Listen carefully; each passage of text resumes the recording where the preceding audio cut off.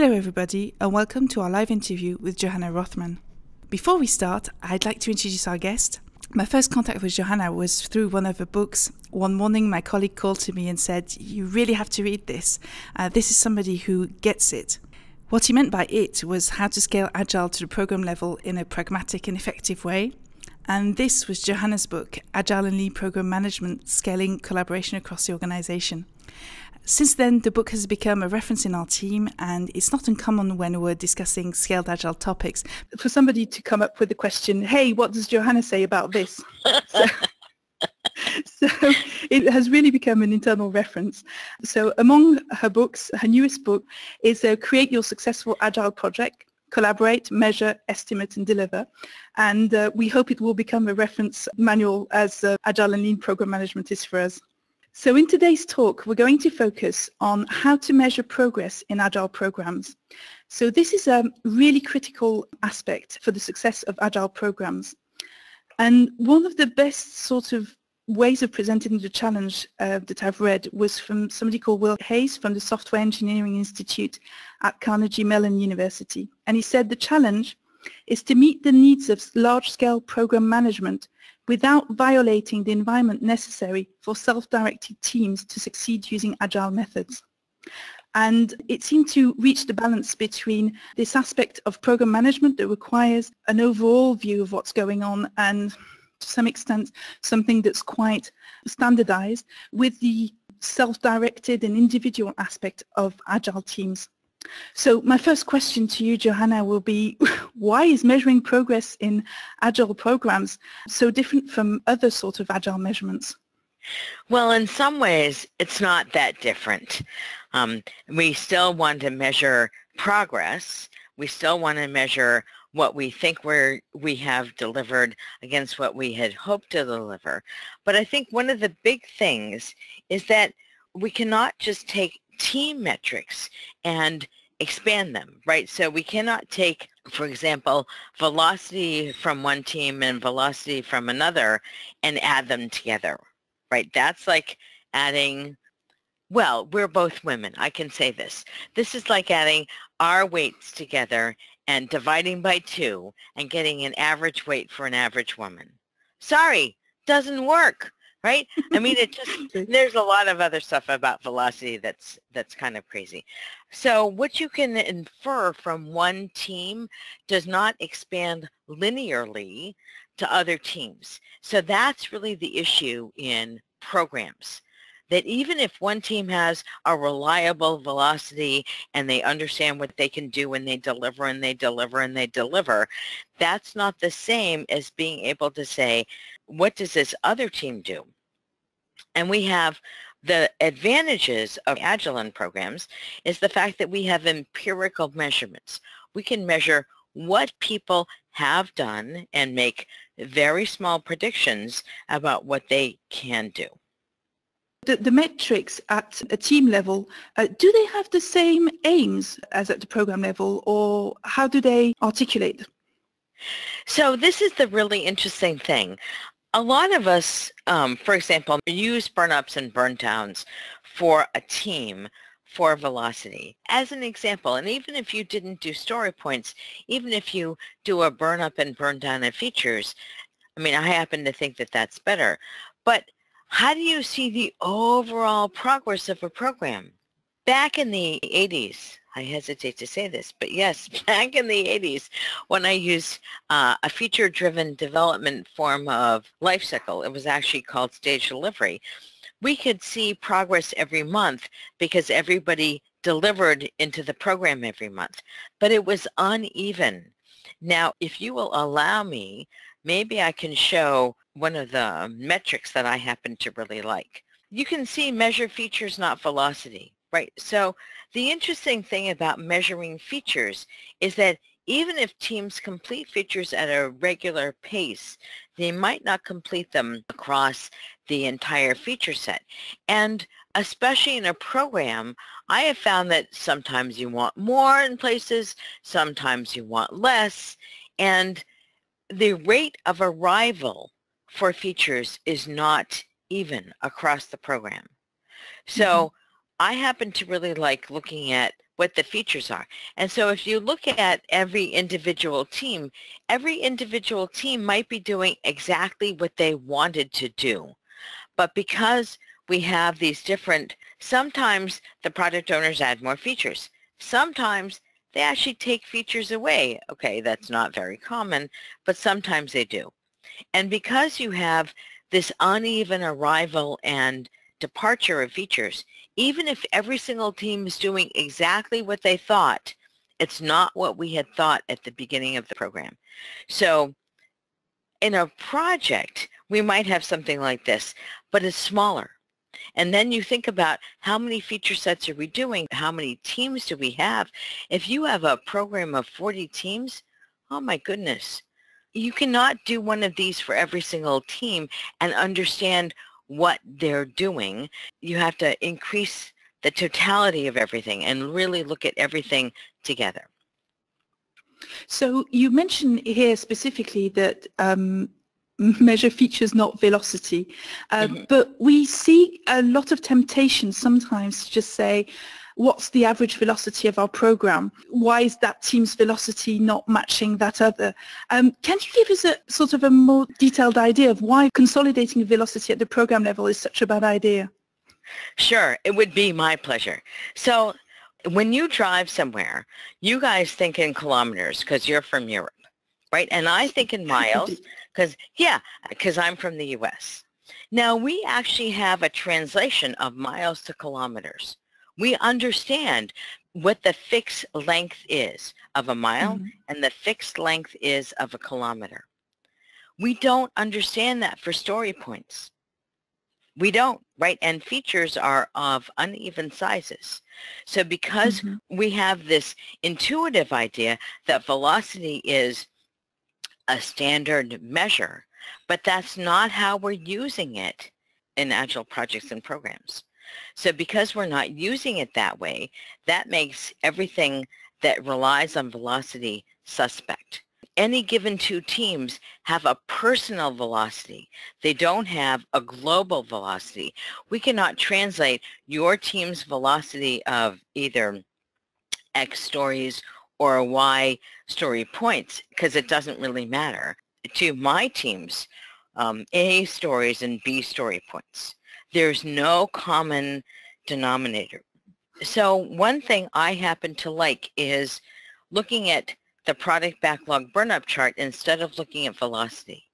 So this shows the different sizes of the different feature sets. FS means feature set. And you can see how much of a given feature set team or teams have accomplished. This allows you to look at program progress and not use velocity. So in a sense, this shows a difference between Agile programs and waterfall programs because some of the more important metrics of the Agile project are not uniform across the teams. It's not a standard that all the teams use. Are there other differences between waterfall measurements and Agile measurements at the program level? Well, I think so. I mean, the biggest one I see is the Gantt chart. I mean, I've been managing projects and programs for a gazillion years, and I have yet to use a Gantt chart because a Gantt chart is a wish list, right? That's what we hope to accomplish. And we can set, we can put a stick in the sand and say, we really want to achieve this accomplishment. But until we actually get there, we don't know. Now, the interesting thing about Agile approaches is that we can say exactly the same thing from a roadmap perspective and then say, what does it take for us to get there and measure ourselves along the way? I think that measuring ourselves along the way piece is what's really, really different from an Agile program to a more waterfall program. And I would actually suggest to you that very few successful program managers have really used waterfall. They've used iterative approaches because that's how you manage the risks. They use incremental approaches because that's how you manage the risks. Now, they might have had to do that inside of a waterfall SDLC, but most program managers have actually used some combination of iterative and incremental approaches. It sounds, again, I'm remembering the other interview that we did in June, that there's a similar shift in mindset here in terms of looking at what you're actually producing, sort of empirical measurements as opposed to synthetic measurements that would be a metric that you've put together, drawing data from other elements that is supposed to show you the progress of your program. So there's really a shift in mindset in the same way that you would find it when you're shifting from waterfall to agile. Are there other elements that you would recommend people adopt, other shifts in mindset that you would recommend them when approaching agile metrics? I think the biggest thing is to say, what is it that you want, right? I mean, I'm always saying, I want features, right? I want to see completed features. And all the surrogate measurements that you've mentioned, for example, earned value is a surrogate measurement. In software especially, I don't know how to actually calculate or estimate earned value because we can change anything and whenever we want. I understand earned value from a hard product, right? You put together a table, you have legs, you have a top, you have some value, but you don't really have any value until you have the entire table. But in software, we have value way before then because our customers and our users can actually use our software because we have features. So, I mean, this is, for those of you who are listening, who are creating hard goods, I think you can do some form of earned value. But for software products, I'm just not so sure. So the mindset I think of is, how do we use our empirical data? What data do we want to collect? And how do we use that so that we can actually understand where we are and where we need to be? So this is the one I really wanted to talk about. Here's one of the things that I see a lot in programs. There's the organizational lead and cycle time. When do you actually take an item and put it on a team's backlog? When do people start to work on it? When do people all think it's done? That's the cycle time for a given item. In a program especially, we can see that often we have, you know, one team starts to work on one thing and then they need another team to finish it. And so that's what these arrows are about, that they require two teams to finish it. Measuring the cycle time for given features is a lot more useful than measuring almost anything else, because that will tell you, when do we think we can actually get something out of this team? I shouldn't say out of this team. The team wants to release as much as I want them to release it. But what are the organizational issues? And this is something that program managers, I think, really need to look at. How do they figure out what's really going on in a given, not so much for a given team, but across the program? I see you've got two things up there. You've got the cycle time, which is really the aspect of how you get the feature out. And then you've got the lead time. What would be the distinction between the two? How would you use them differently? So the interesting thing is, so I talked about cycle time. How long does it take for a feature to get out of a given team or teams and really agree with people that it's done? And then the lead time is, how long does it take for us to put something on a backlog, right, where we queue it up for a team to actually start working on it? Not in a roadmap. A roadmap is a different beast altogether. And then when do we release it to customers? So I have a client who shall absolutely remain nameless, where it takes them about 2 weeks to release anything given their deployment capabilities. So the teams churn out features, the teams are, work on stuff all the time, but it takes them 2 weeks to actually get anything to a customer. So they brought me in and said, we really need to speed up our program management. I thought, okay, I can understand that. So when I created a chart like that, and when they realized that the time between T4 and T5 was a consistent 2 weeks, that's when they said, oh, we can't, it almost doesn't matter what the teams do, right? We needed to see this kind of a chart. I think one of the issues with program management is to say, and we talked about what the program looks like the last time, there's the technical teams, right? What the feature teams do, or if you don't have feature teams, what the technical teams do. And then there's the greater, yeah, I call it the core team, where you shepherd the business value across the organization. The core team needs to know that the time between T4 and T5 is 2 weeks, right? The core team needs to know that because that's an organizational impediment. And this is, I think that this mindset of looking at, it's not just software, it's not just the feature teams or the technical teams, and it can't be just the business, what the business wants, but it has to be, how do we all work together as an organization to make this work? So these are sort of the metrics that you would find specifically in Agile projects. Is there anything that can be rescued from Waterfall? Any types of metrics that you'd be able to use in an Agile program, even though they actually were originated in a Waterfall mindset? I think that one of the things that we might be able to sort of rescue from Waterfall is the idea of that there is work that's done that's not yet released. I think that we saw that a lot in Waterfall projects. And I still see this a lot in Agile programs and projects.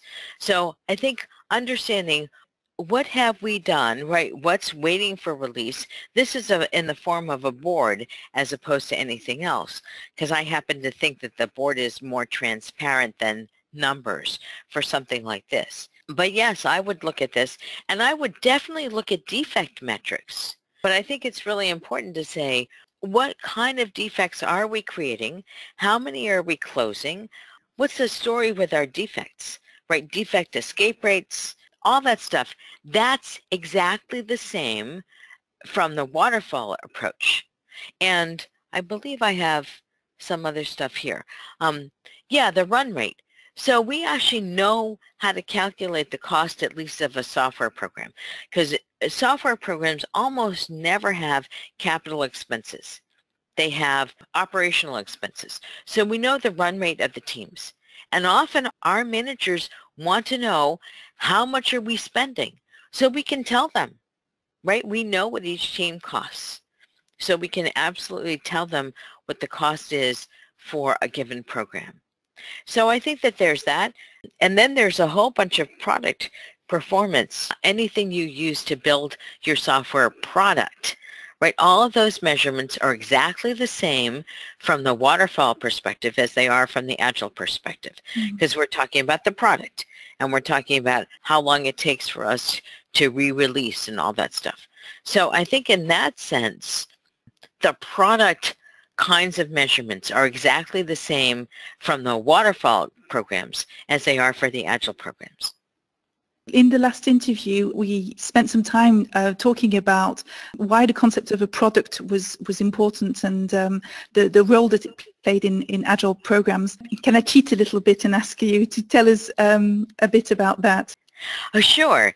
So the interesting thing when you take a product perspective as opposed to a project or program perspective, all those P's are a little challenging this morning, is that you start to think, as you said, holistically. I've been using the terms optimizing up, and you can't see me, but I have my hands going up, because when you start to think about the product level, you think about, what do I need to release this product to my customers? And then you can start thinking about, what is a minimum viable product, possibly a minimum viable experiment, right? But you can start to say, what is the minimum? How little can I do and still have something of value? And then how often can I re-release for a given product so that I incrementally add value? I was working with a company on their particular product, which is in the education space. It was a small program. It was something like 6 or 7 teams, plus a couple of people from marketing and sales and training, because they had to run some customer training on a regular basis.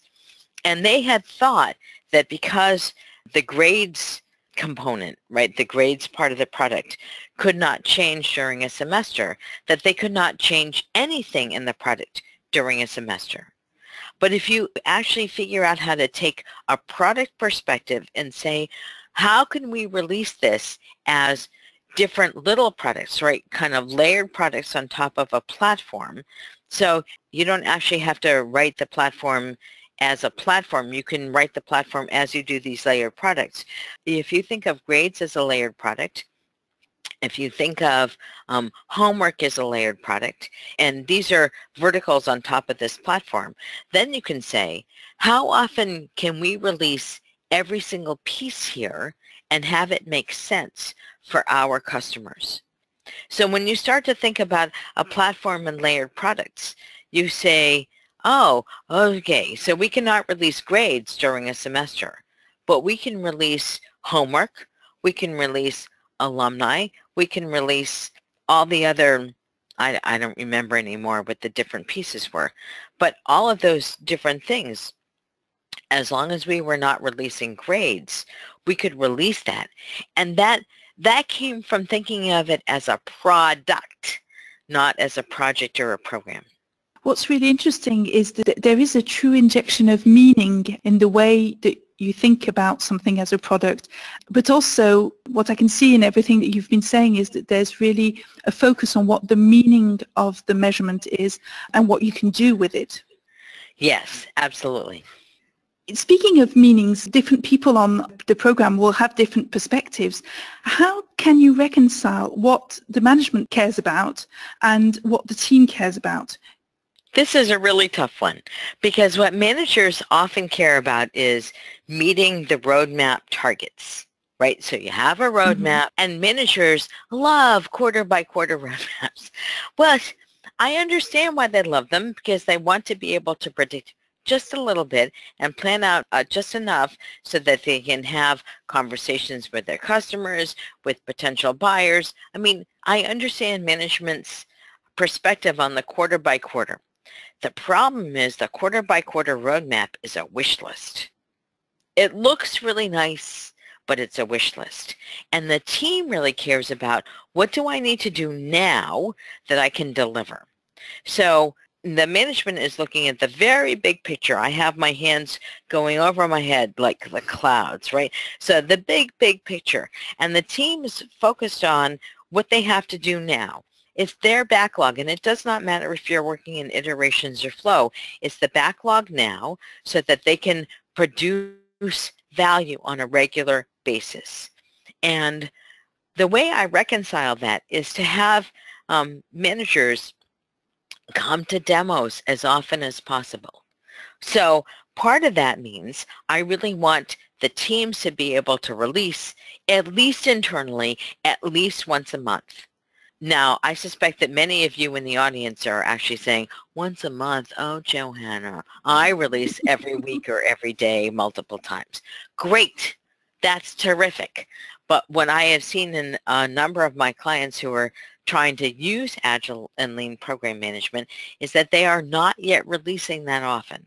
So my thing is, the way you keep the management and potential customers engaged, right? Anyone who might fall into the category of stakeholder or sponsor is by showing them demos all the time, showing them how the product is growing.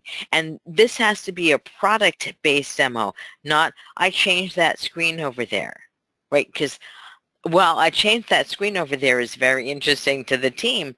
It's not really that interesting to anybody looking at a demo from the management perspective. So what kind of a story can you tell? What kind of a walking skeleton can you create and grow? And that's how you bridge the gap, because managers are always going to care about that quarter by quarter roadmap.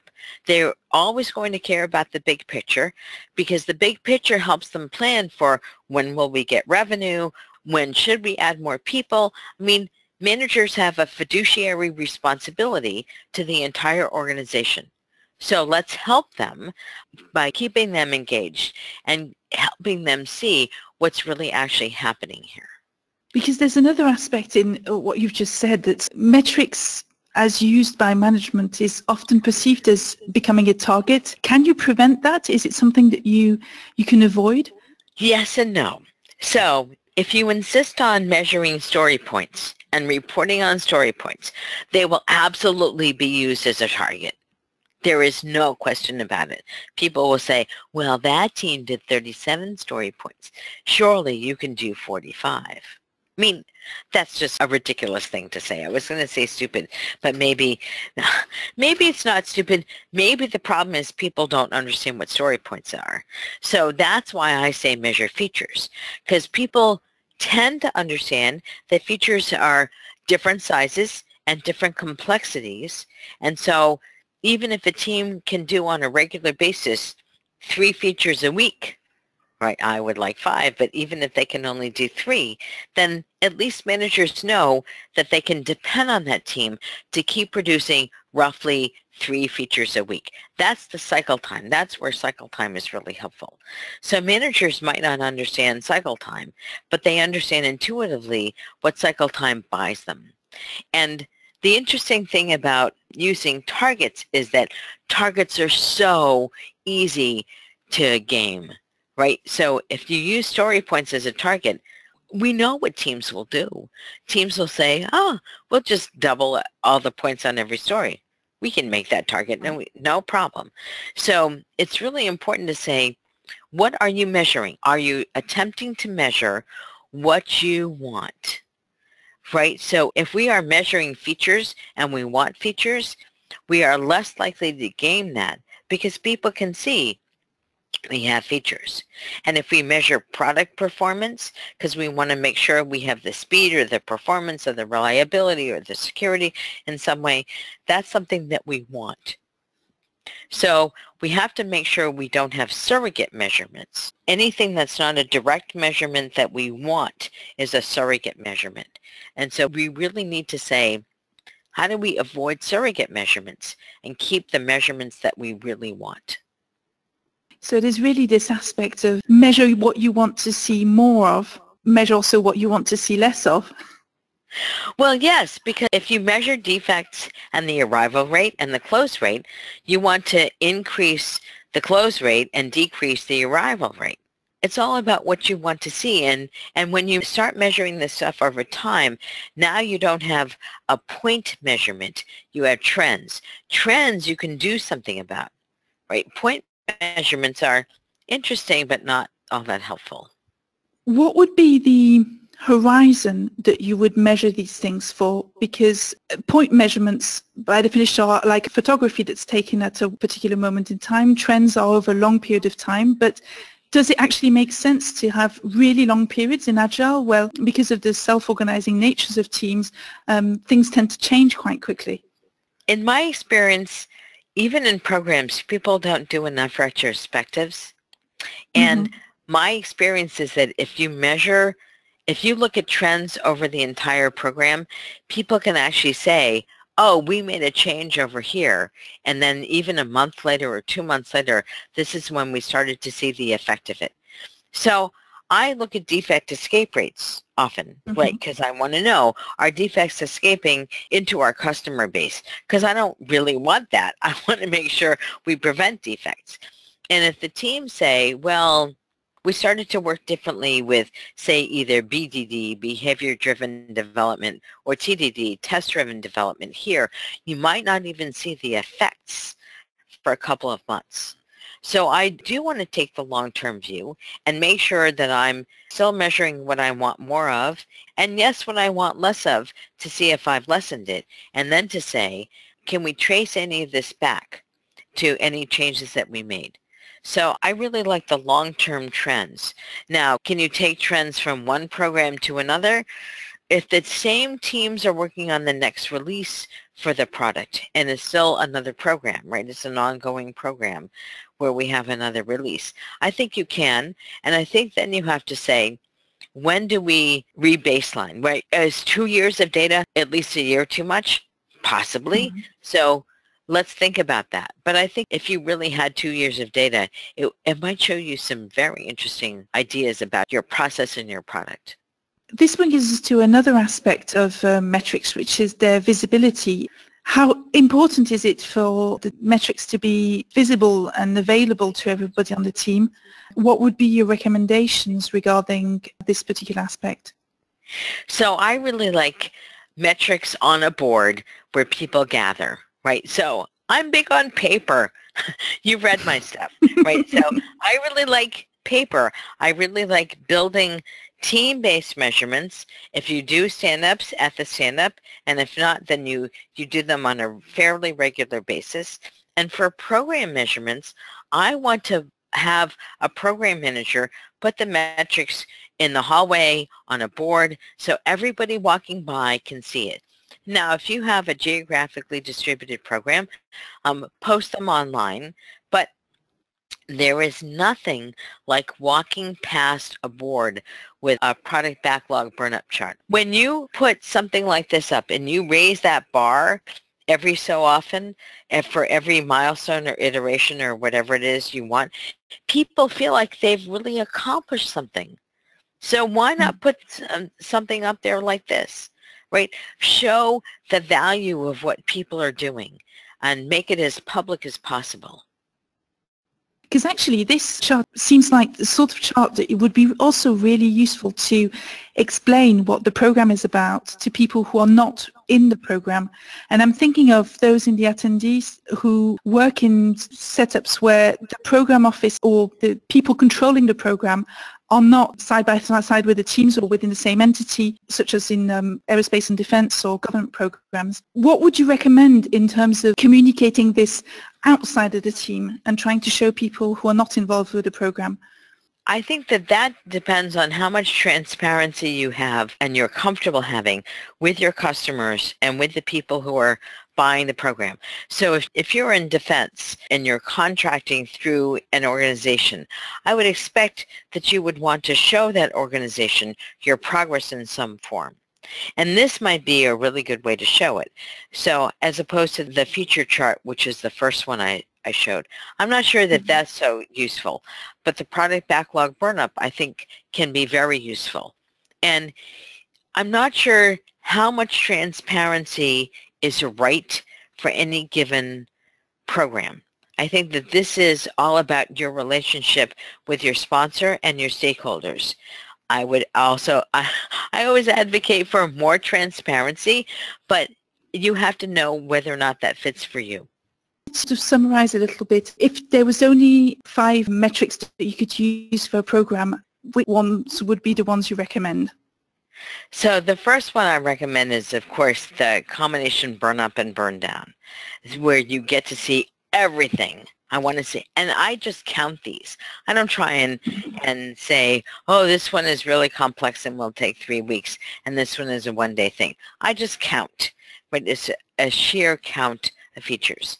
I really like the product backlog burn-up chart because it shows us where are we making progress in the program and where have we not yet started. So feature set 3, we have not yet even started, although we're making pretty good progress on feature sets 1 and 2. I happen to like, at least internally, to show the organizational lead and cycle time. I also happen to like cumulative flow, but I did not create a slide for that. I like to know what have we done but not yet released, because that's a very important piece. Because if we've done and not yet released it, that goes back to the lead time here, that T4 to T5.